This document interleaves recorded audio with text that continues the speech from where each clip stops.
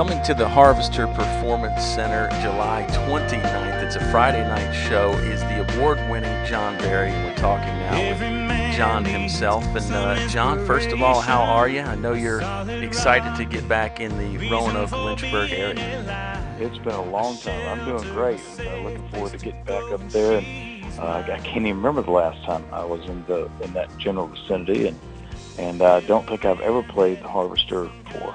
Well, the Harvester's a place that's getting rave reviews, and they're bringing in so many great acts, not just from country music, but all different genres. So I think you and your band are going to have a great time, and you'll see that the audiences are very receptive. And a lot of those audiences know you obviously from your '90s hits.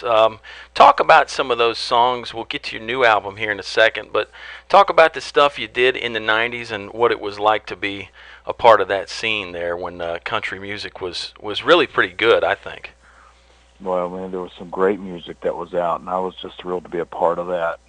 But we had, goodness gracious, trying to think of all the songs that I had out during that time frame. Probably the most well-known song I had was "Your Love Amazes Me" that my friend Chuck Jones wrote, and then a song I wrote with a friend of mine, Stuart Harris, "Standing on the Edge of Goodbye," and "Kiss Me in the Car." I wrote a song with Chris Waters, and "You and Only You," another Chuck Jones song. I Think About It All the Time. "What's in It for Me?" God, trying to think what else. I can't change my mind. Just drawing a blank. But there was just a number. Just had a great time recording songs that I still do today, because I just really made a concerted effort to record songs that I really love to sing. And so there just aren't songs that I get tired of doing. "She's Taking a Shine," that was the number one song for me in '97, and there's just a bunch of them that we just love getting to do, and it makes for a good show. Well, let me ask you about "Your Love Amazes Me," because that is one that a lot of folks remember. Chuck, you said your friend Chuck gives you the song. Did you know right away, hey, this is number one type of stuff, or was it less bold than that, where you're like, okay, this is a good song, we'll record it and see what happens? First time I heard the song, I wanted to record it. Okay. I just knew there was something really special about it, and I was playing clubs. I was living in Athens, Georgia at that time, and playing clubs there. And every night when I would play it, the response in the room was just unbelievable. So we knew we were onto something with that record. So, and it ended up being a great career record for me. Well, let me ask you about your days in Athens there, cutting your teeth, playing for the bar crowds and the after Georgia football crowds. What is it about Athens that is such an incubator for talent? Because, not just you've come out of there. It's been a bunch of great bands, not just in country, that have come out of there. What is it about Athens that really gets things going for people? Man, I'm not sure exactly what the deal is, other than the fact there's a ton of venues. There's a lot of places to play, and you throw on top of that, 50,000 college students that are looking for people to go here. Yeah. It turns into a real, and plus a lot of different taste in music. It just really turns into a real incubator for talent and bands, and it's a pretty neat deal. Well, tell me about this new album you have, John. It's called "What I Love the Most." We were listening to it here in our studios the other day, and man, you talk about those great songs from the '90s. This album has a lot of those great songs like that seem like they're going to stand the test of time, and I know it's something you're pretty proud of.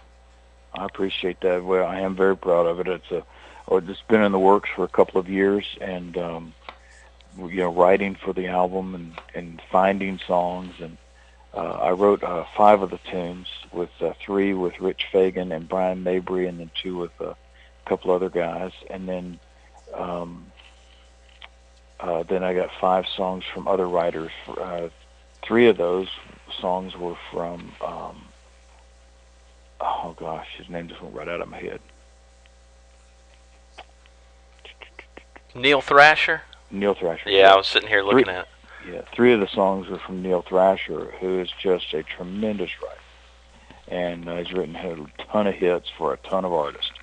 And I was really just thrilled to get some of Neil's songs on this project. Well, let me ask you about your songwriting process, because I do that with a lot of people I interview. How does it work for you? Do you wait for inspiration to strike, or do you every so often start plucking on the guitar or sit down at the piano and try and knock on the door a bit? Talk about your songwriting and how you go about it. Well, I do knock around on my guitar a little bit just to see what might come up. And Rich Fagan and Brian Mabry, the 3 of us have gotten together about every other week for the past year and a half, 2 years, and just sometimes we write, sometimes we go to lunch. So, and that's how we came up with 3 songs. But and every now and then, my wife Robin is great at coming up with song titles, good subject matter to write about, and that's a good help. And so we've been fortunate to sort of have that consistency of getting together with guys to write, and it makes a real difference, I think.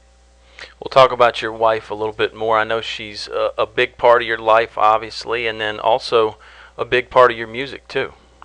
Yeah, we've been married for 28 years this coming Saturday, and the 9th, July 9th, and but she sings with me on the road, and we don't write together, even though she does give me, she is a great sounding board for ideas and titles and things like that, but she's great at helping me find songs, and she actually helped me co-produce the album. She had as much or more input on things to do specifically with the record than I did. She's really good at it. She's got a great ear.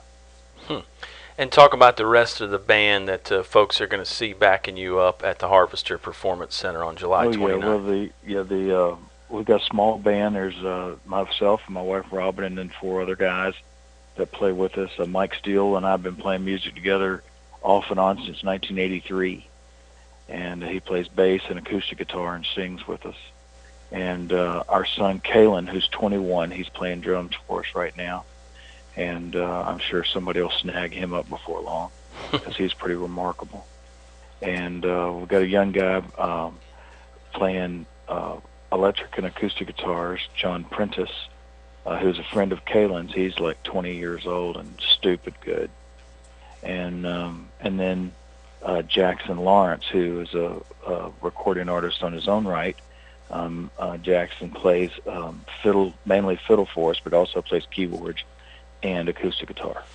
Well, your son Kalin, you think somebody's going to snatch him up. What was that like as he's coming up and he's starting to get better at the drums? Did you ever encourage him to do something else, since you've seen the ups and downs of the music industry? Did you ever say, hey, Kalin, maybe you should go be a doctor or a lawyer or something? Yeah, well, we tried, but it's just what he is, and he is a drummer, and he is quite remarkable at it, and he's a gifted percussionist.